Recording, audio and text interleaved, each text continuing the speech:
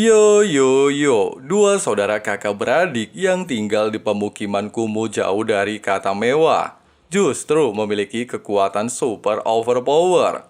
Itulah yang kini dialami oleh Ren Xiusu dan Yan Liu Yuan di series Donghua The First Order ya guys ya. Oke lah, kita bahas dulu sedikit aja rekap episode sebelumnya. Demi melindungi Yuan dari tentara bayaran Benteng 113, Guru Zhang lantas mengungkapkan identitasnya yang berasal dari Benteng 178. Zhang Zilin ini ternyata bukanlah orang sembarangan guys, melainkan mantan anggota militer, bahkan menjadi buronan seluruh benteng pertahanan. Sementara di Jingsan, sebuah fakta terungkap. Monster rantai merupakan subjek eksperimen peninggalan peradaban kuno sebelum bencana alam.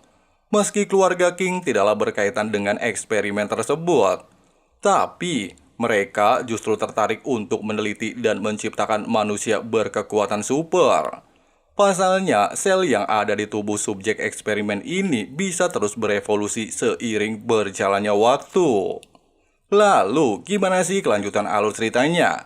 Jadi, yuklah langsung aja cari posisi rebahan yang paling nyaman. Inilah waktunya kita baku hantam.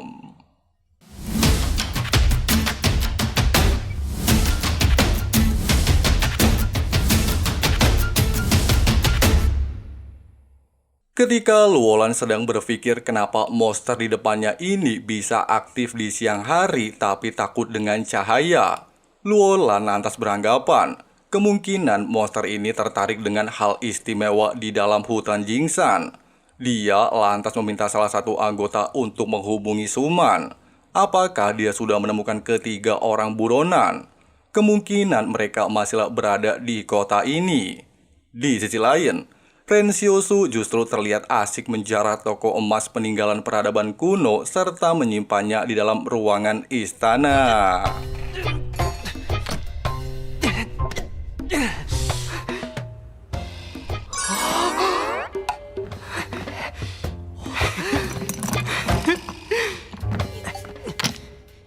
Tidak berselang lama, Ren dikejutkan dengan kedatangan pasukan King yang dipimpin oleh Suman. Pada awalnya mereka tidaklah mencurigai tempat ini serta ingin melanjutkan pencarian ke gedung lain.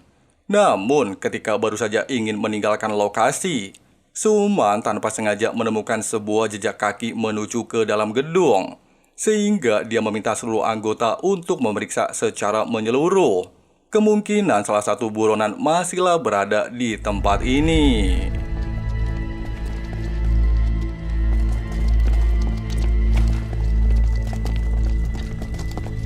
全面搜查，迅速呼叫支援，说不定还在里面，有人来过这里。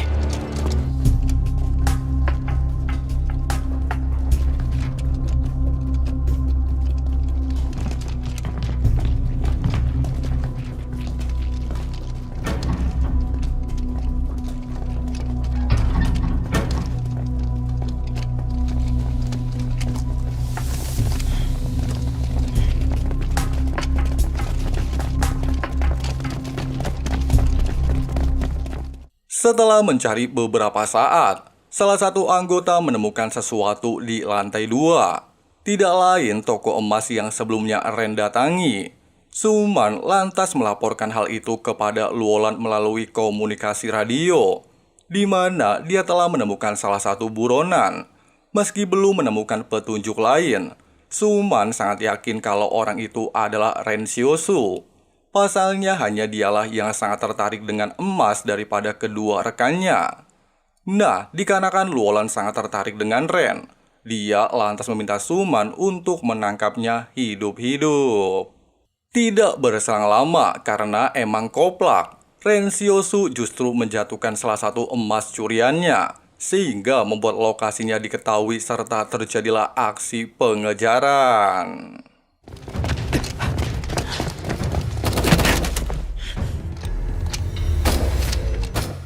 Ketika terkepung oleh pasukan dari kedua sisi yang pada dasarnya tidaklah memiliki peluang melarikan diri, Ren Xiusu justru melakukan aksi nekat bergelantung pada pusat gedung menuju lantai 3. Hal ini jelas membuat pasukan terlihat semakin kesulitan untuk mengejarnya.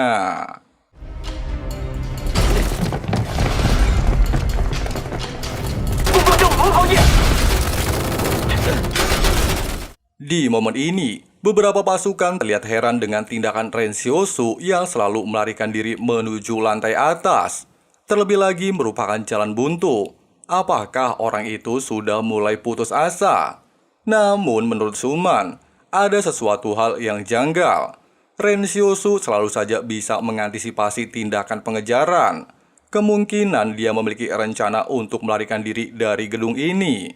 Oleh sebab itu, menyadari kalau jarak antara kedua gedung tidaklah terlalu jauh, Suman memerintahkan anggota yang tersisa mengamankan gedung lainnya, sedangkan anggota lainnya tetap menuju lantai atas. 继续往上追。是。外围作战班组去封锁隔壁的那栋大楼。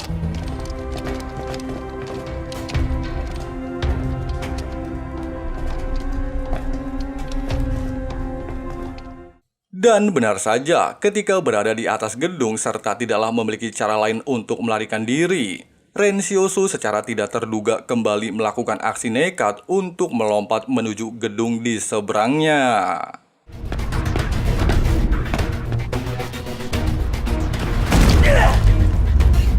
目标的实力需要重新评估，目标任小松的实力需要重新评估。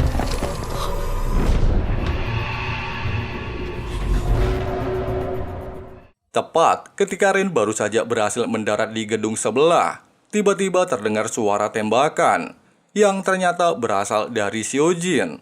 Nah, di sini terungkap fakta. Kekuatan Xiaojin ternyata mampu menciptakan berbagai macam senjata.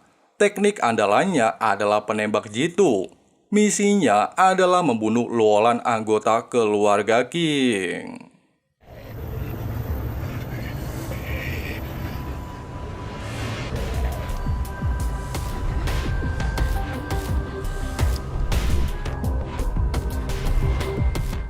Menyadari kalau Xiaojin sedang dalam posisi pengintaian serta berniat untuk melepaskan senjata snipernya ke arah Luolan, Xin Yu secara barbar menunjukkan kekuatan rahasia yang belum pernah dia tunjukkan selama berjalanan menuju Jingsan.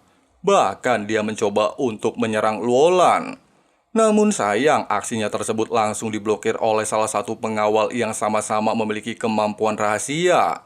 Sehingga terjadilah adu mekanik di antara mereka.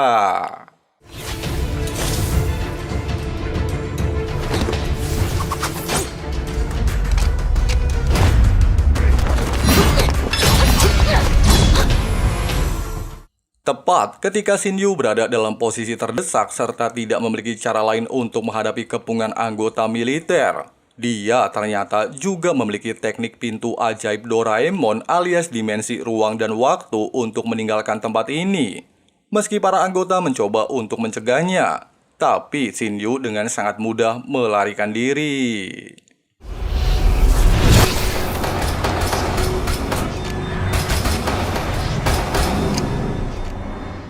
Tidak berselang lama, Xiaojin dengan cepat menarik pelatup senjata miliknya untuk membunuh Luolan. Tapi serangan ini justru diketahui oleh pengawalnya. Sehingga si pengawal berniat melakukan aksi nekat untuk memblokirnya. Dan...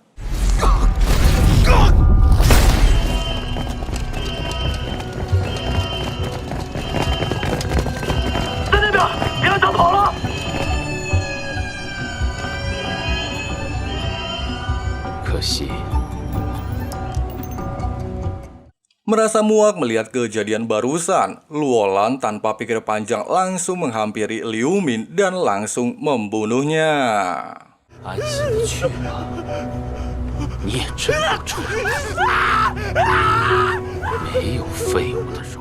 Di sisi lain, mengetahui jika Ren Xiaosu berada tidak jauh dari lokasinya serta para anggota militer sedang mencari keberadaannya, Xiaojin justru bertingkah aneh dan melepaskan tembakan ke arah Ren. Mendengarkan suara tembakan barusan, jelas membuat seluruh anggota bergegas menuju lokasi tersebut.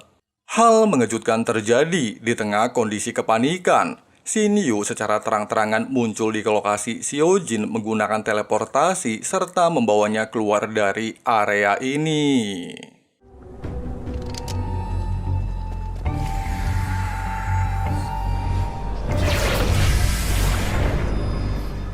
Setelah kepergian dua wanita aneh, Ren dengan cepat bergegas melarikan diri.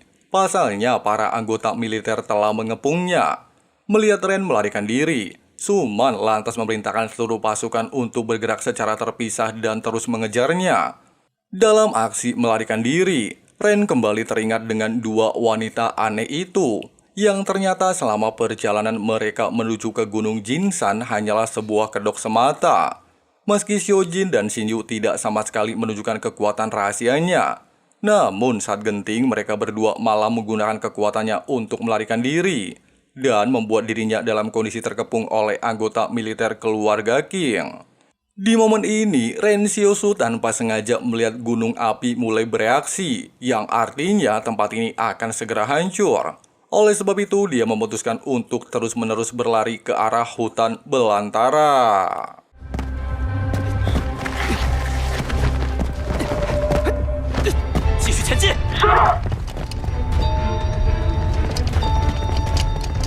Melihat Ren tiba-tiba menghilang dari area ini, jelas membuat Suman terlihat heran kemana sih perginya bocah itu, serta beranggapan apakah dia berniat untuk menjebak mereka. Di tengah-tengah situasi seperti ini, Suman memerintahkan para anggota untuk selalu waspada. 这什么玩意儿？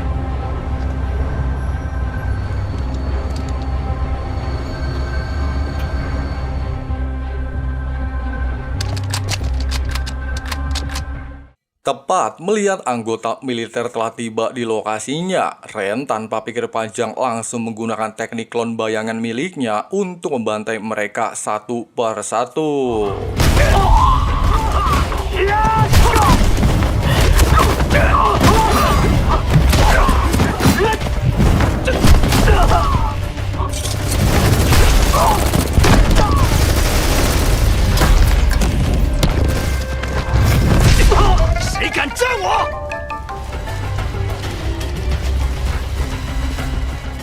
Di saat klonnya terkepung oleh pasukan Qing dan untuk menutupi identitasnya, Ren Xiaosu lantas mengatakan kalau dirinya adalah Su Xianchu. Ucapan konyol Ren ini justru malah dipercayai oleh pasukan Qing. Bahkan Suman melaporkan kepada Luolan kalau ternyata target mereka adalah Xianchu dan bukan Ren Xiaosu. Terlebih lagi menurut informasi yang diberikan Liu Min sebelumnya, bayangan hitam yang mereka hadapi saat ini sangatlah sesuai dengan kekuatan milik Xianchu. 看来真的是许仙主。和刘部之前说的能力一致，可以抵挡子弹和匕首攻击，能力和本人外形一致的黑色影子。继续作战，格杀勿论。目标不是任小素，目标是许仙主。 Sementara klonnya menghadapi pasukan Qing, tubuh asli Ren Xiaosu terlihat mencoba untuk menjauh dari lokasi pertarungan menuju Gunung Jinsan. Namun sayang dikarenakan klon tidaklah bisa terlalu jauh dari tubuh aslinya, serta pasukan Qing terus bermunculan. Klon bayangan lantas melarikan diri kembali ke tubuh Ren Xiaosu.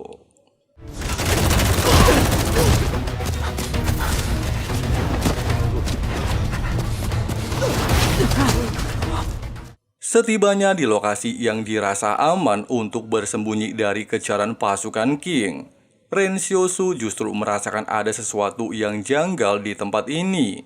Selain terasa sangat sunyi, dia seolah merasakan ada sesuatu yang mencoba mendekat. 人生处处都是绝路啊！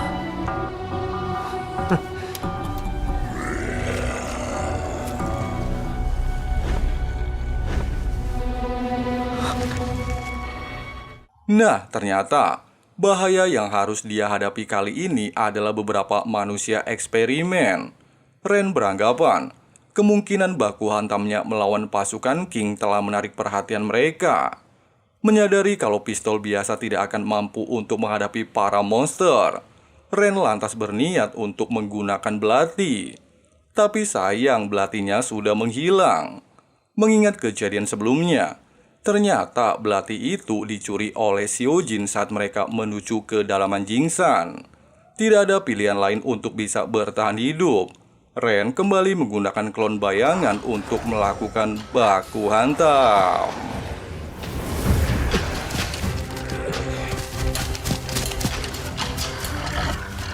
到那边坐下。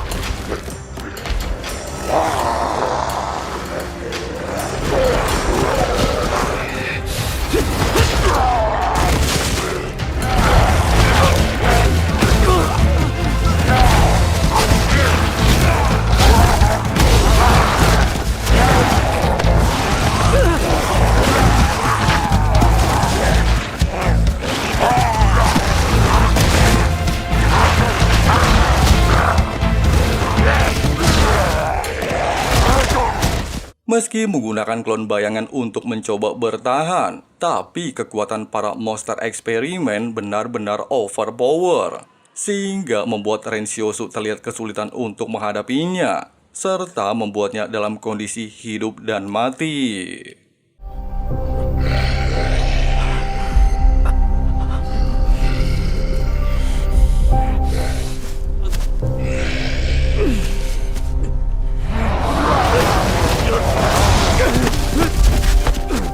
Tidak ingin mati di tempat ini, Ren mencoba untuk meminta istana memberikan senjata kepadanya. Namun, dikarenakan misi 100 ucapan terima kasih belum terselesaikan, istana tidaklah bisa memberikan permintaannya.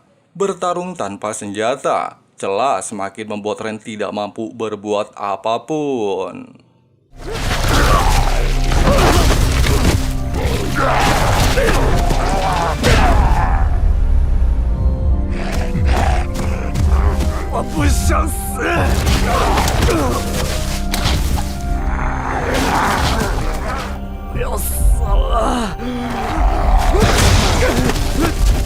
Di saat Ren hampir tewas, serta istana mendeteksi tanda-tanda kematian, dia pada akhirnya memberikan izin kepada Ren untuk membuka segel.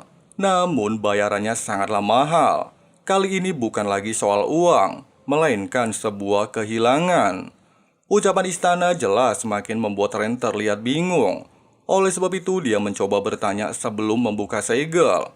Kehilangan seperti apakah yang dimaksud?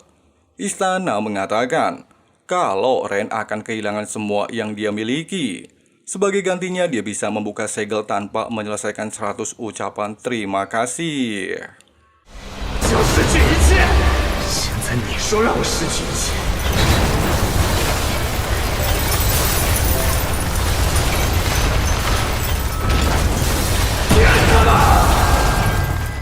Tepat di saat terdesak, Ren kembali mengingat keluarganya, teman dekatnya, serta semua yang dia miliki saat ini. Oleh sebab itu, dikarenakan misinya hanya membutuhkan 7 ucapan terima kasih lagi, Ren Xiaosu lantas mengucapkan 7 ucapan tulus kepada dirinya sendiri. 我感谢自己面对危险时从不畏惧，我感谢自己面对磨难时从不妥协，总有底线。我感谢自己面对机会时从不怯弱。我要妻子感谢我自己，不就是要妻子感谢吗？ Nah, ternyata metode yang digunakan Ren ini berjalan sempurna. Di saat dia mulai mengucapkan beberapa ucapan terima kasih kepada dirinya sendiri, istana yang awalnya akan runtuh dan hancur, tiba-tiba kembali memperbaiki dirinya sendiri. Bahkan kejadian luar biasa yang dialami Ren Xiaosu mampu dirasakan oleh seluruh orang yang tidak jauh dari lokasinya. 解锁！ 已获得解锁武器权限。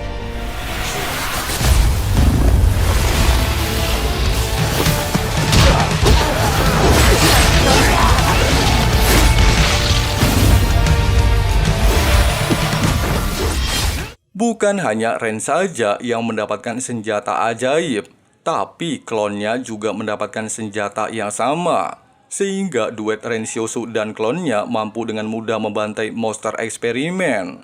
Di momen ini juga, Ren kembali mendapatkan misi untuk mendapatkan 10.000 ucapan terima kasih. Waduh, 100 ucapan aja senjatanya OP ya guys ya. Apalagi 10.000, kayak apa imbalan nantinya ya kan? Pasca insiden barusan, Suman tanpa sengaja menemukan mayat 4 monster percobaan di lokasinya, sehingga dia segera melaporkan kejadian ini kepada Luolan. Selain 1 monster hilang dari Land, dirinya hanya menemukan jejak kaki manusia, serta beranggapan kalau pertempuran ini disebabkan oleh Xianchu. Demi memastikan hal ini lebih lanjut, Suman meminta Luolan untuk mengevaluasi kembali kemampuan Xianchu. Pasalnya orang tersebut telah berhasil membunuh 4 monster percobaan. Terlebih lagi setelah melakukan pengecekan bagian tubuh sang monster, luka yang mereka terima sangatlah bersih. Meski keluarga King memiliki senjata yang lebih tajam, namun Suman bisa menebak hal ini pastilah mustahil untuk membunuh monster percobaan. Tapi bagaimana mungkin Xianchu mampu memotong tubuh para sang monster? Tidak sampai di sini, Suman juga menemukan tetesan darah Xianchu, yang artinya dia juga sedang mengalami luka yang cukup parah. Mendengarkan penjelasan itu jelas mengejutkan Luolan. Pasalnya orang ini memiliki kemampuan di atas rata-rata, sehingga dia menaikkan tingkat bahaya Xianchu ke level B, serta mengumpulkan sampel darah. Luolan kembali bertanya, apakah mereka sudah menemukan keberadaan Ren Xiaosu?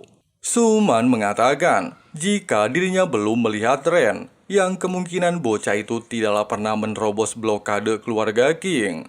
Hal ini lantas membuat Luolan sedikit kecewa, di mana jika mereka berhasil menemukannya, dia bertujuan untuk membawanya ke ruang penelitian. Di sisi lain, Xianchu terlihat melakukan aksi melarikan diri menggunakan teknik klon miliknya. Di saat yang sama, sebelum kembali ke markas, Suman lantas memerintahkan para anggota bersiap-siap dalam posisi bertahan. Pasalnya ditakutkan monster percobaan tiba-tiba melakukan penyerangan. Bersamaan dengan ucapan barusan, Ren Xiaosu dengan tingkah konyolnya justru membawa ribuan monster percobaan menuju ke arah anggota Suman.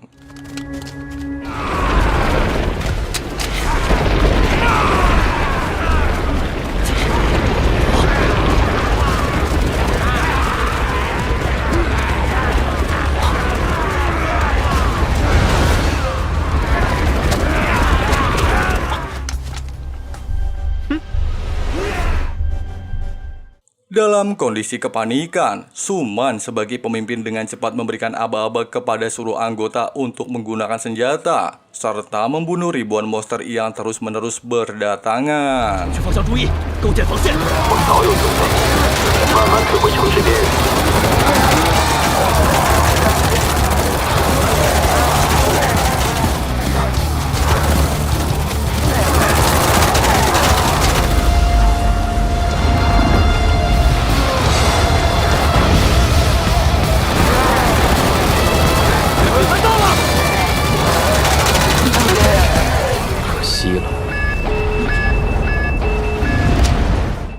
Sambil melakukan perang, mereka tiba-tiba dikejutkan dengan letusan gunung berapi yang tidak jauh dari lokasi ini. Bahkan sesosok monster tinggi besar terlihat keluar dari dalam larva berapi. Melihat keanehan ini, Luolan segera memerintahkan para keluarga King untuk segera meninggalkan tempat ini dan menyatakan jika misi kali ini dianggap gagal. Di mana jika monster tersebut berhasil keluar dari larva berapi, kemungkinan besar benteng 113 akan berada dalam bahaya.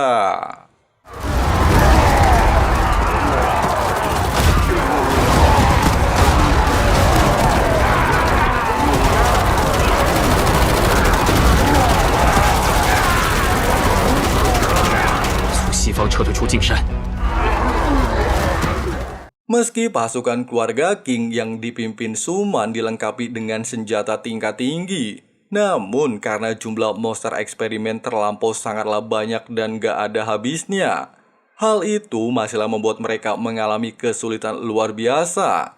Bahkan ada beberapa di antara para monster memiliki ketahanan tubuh luar biasa, tidak mempan meski diberondong ratusan peluru.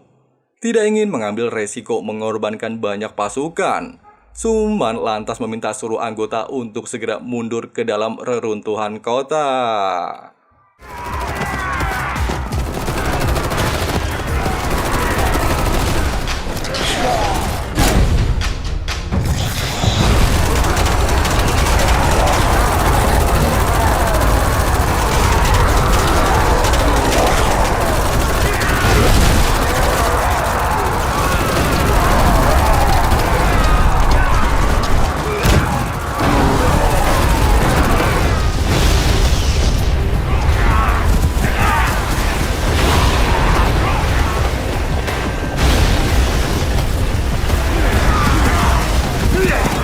Di sisi lain, sambil melarikan diri menuju benteng 113, Ren Xiaosu lantas menghancurkan kendaraan milik pasukan keluarga Qing.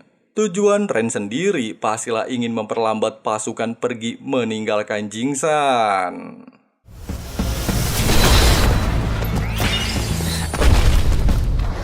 Sementara itu, meski Suman terlihat ketakutan karena gagal melakukan tugasnya, tapi untungnya Luo tidaklah mempermasalahkan hal tersebut, serta meminta mereka untuk segera kembali ke benteng 112. Terlebih lagi, situasi di tempat ini sudah mulai tidak bisa dikendalikan. Sayangnya ketika mereka baru saja ingin cabut, salah satu pasukan melaporkan kalau kendaraan mereka tidak lagi bisa digunakan. Xu Xianchu. Kejadian ini jelas membuat Luo terlihat sangat marah, bukannya menyalahkan Ren Xiaosu. Dia justru masihlah menganggap kalau Xianchu lah dalang di balik semua ini. Meski Luo terlihat sangat ingin menangkap dan membunuh Xianchu, tapi dikarenakan Jingsan mengalami bencana hebat, dia pada akhirnya memutuskan untuk segera pergi. Dalam perjalanan, Suman masih saja khawatir jika mereka kembali ke benteng, pastilah akan mendapatkan hukuman karena gagal melakukan misi. Luo bilang udah santai aja, dirinya akan mengatasi semua masalah. Kemudian Luo meminta Suman untuk segera menghubungi Luo Fett, serta memintanya untuk mengirim Zhang Jinglin secepat mungkin ke benteng 178. Pasalnya, orang-orang yang ingin membunuhnya sudah dalam perjalanan. Selain itu, mereka juga harus mengawasi Ren Xiaosu. Jika dia tidak mati di Jingsan, kemungkinan orang itu sedang menuju benteng 113. 怎么处理我还没想好，一定会想办法回113B 来吧。如果他没有死在径山的话，那个人像素怎么处理？ Sementara itu, di tengah perjalanan, Ren Xiaosu tanpa sengaja menemukan sebuah pesan dari Xiaojin yang mengatakan kalau dia berterima kasih kepada Ren sudah membawa rombongan ke Jingsan. Tidak ingin nostalgia mengingat Xiaojin, Ren lantas bergegas kembali ke benteng 113. 你是真的皮呀！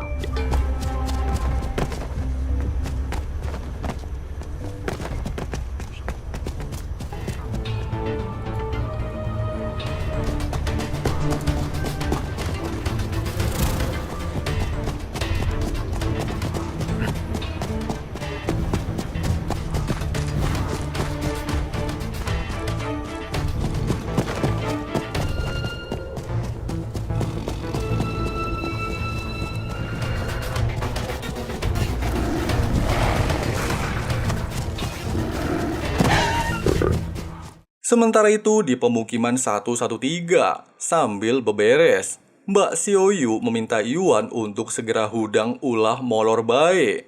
Kalau Yuan setiap hari bisa bangun 15 menit lebih awal, maka dia bisa memiliki banyak waktu untuk melakukan apa yang dia senangi.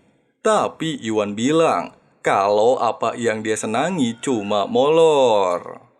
最喜欢的就是睡觉。 Tidak lama, Wang Fugui terlihat mendatangi mereka. Melihat kalau Fugui selalu makan ubi membuat Yuan sedikit heran. Kok elu senang amat sama ubi? Fugui lantas menjelaskan, saat dia masih kecil dan tinggal di benteng 107, mereka mengalami krisis makanan. Ayahnya lantas membawanya ke benteng 113 untuk menemui kerabat dekat. Dalam perjalanan melewati alam liar, mereka juga mengalami kesulitan untuk menemukan makanan dan hanya menemukan 2 ubi untuk dibakar. Kenangan itulah yang membuatnya sampai saat ini menyukai ubi. Wang Fugui juga bilang, dengan kepergian guru Zhang, maka pemukiman tidaklah lagi memiliki seorang guru. Yuan mengatakan, selama kakaknya kembali, dia bisa menggantikan guru Zhang sebagai guru. Ucapan Yuan lantas mengingatkan Fugui dengan informasi yang baru saja dia dapat. Selain Gunung Jingsan mengalami erupsi, suatu kejadian aneh terjadi di tempat itu. Meskipun terdengar seram, Tapi Yuan sangat yakin kalau kakaknya pastilah akan baik-baik saja. Melihat ada beberapa orang mengawasi tempat ini, Fu Gui beranggapan orang-orang itu bukanlah mengincar Yuan ataupun Xiaoyu, melainkan mengincar Ren Xiaosu. Meski Fu Gui tidak tahu jelas alasannya apa, tapi yang pasti Ren sudah menyinggung keluarga Qing. Sementara itu, karena kesal jalan dan gak nyampe-nyampe ke benteng 112, Luo terlihat sangatlah kesal dan ingin membalaskan dendam kepada Xianju. 老板，注意人设，这要走到什么时候？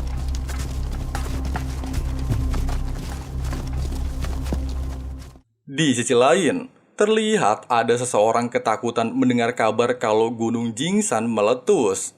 Meski lokasi Jingsan masihlah jauh dari benteng 113, namun dikarenakan dirinya merupakan pegawai pabrik tambang di dekat lokasi gunung, dia mendapatkan perintah untuk melaporkan kejadian ini kepada para petugas benteng. Bersamaan dengan hal ini, kepanikan mulai terjadi di area pemukiman.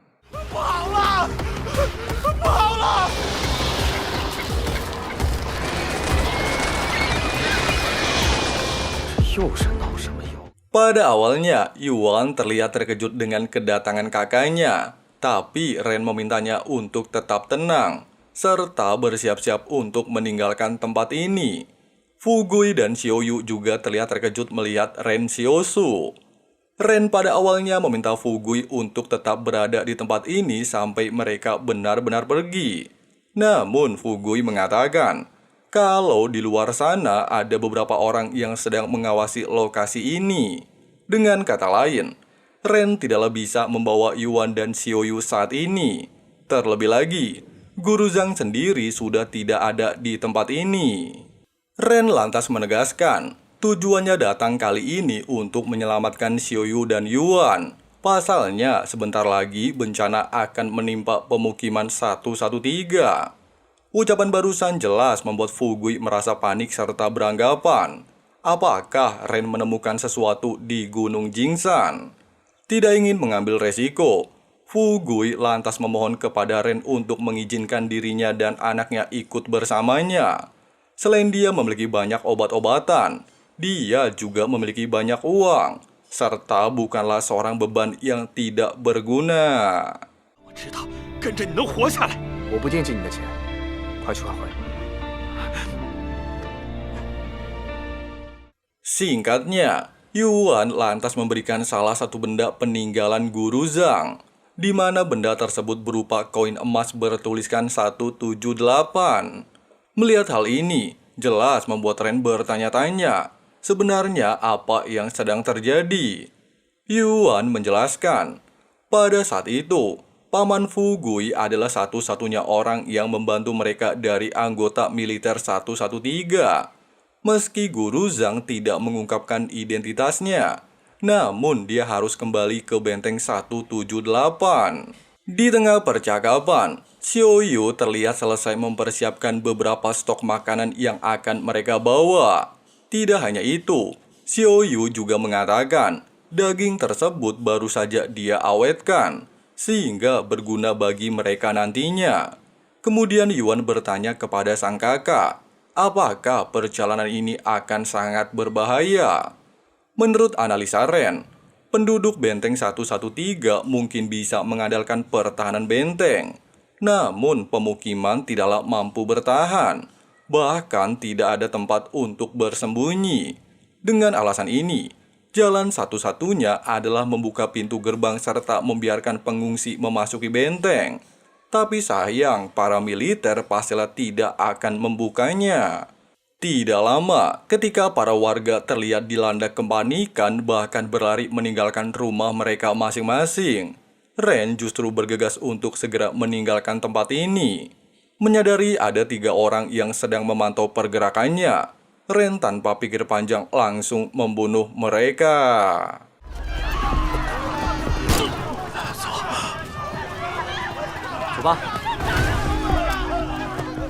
Melihat monster serangga menuju ke arah benteng, seluruh anggota militer bersiap-siap dalam kondisi perang. Sementara para warga masihlah terlihat khawatir serta meminta petugas untuk membuka pintu gerbang.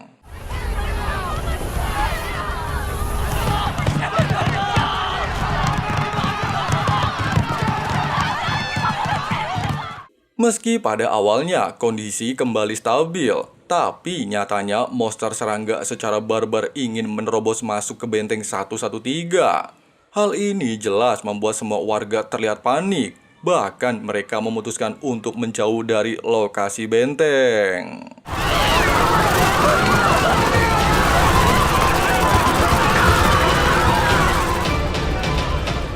Di sisi lain, Ren akhirnya berhasil mengevakuasi beberapa penduduk. Tapi melihat anak Fugui tiba-tiba lemas capek nggak kuat jalan, Ren lantas menghampirinya dan mengecek barang bawaannya.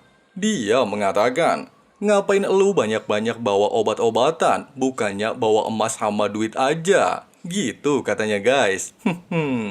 Fugui beralasan, uang ataupun emas bukanlah segalanya. Yang dia inginkan hanyalah bisa bertahan hidup. Terlebih lagi, semua obat-obatan yang dia bawa bisa ditukarkan menjadi uang nantinya. Di tengah percakapan ini, mereka tiba-tiba dikejutkan dengan reruntuhan tebing yang berjatuhan.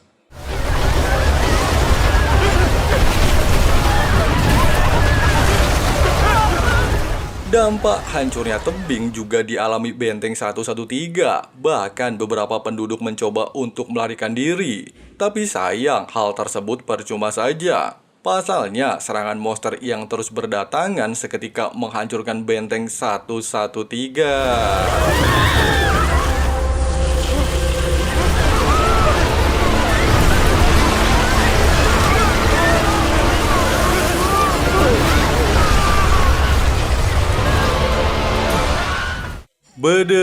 Begitulah alur cerita The First Order episode 16 kali ini sekaligus ending season 1 ya guys ya.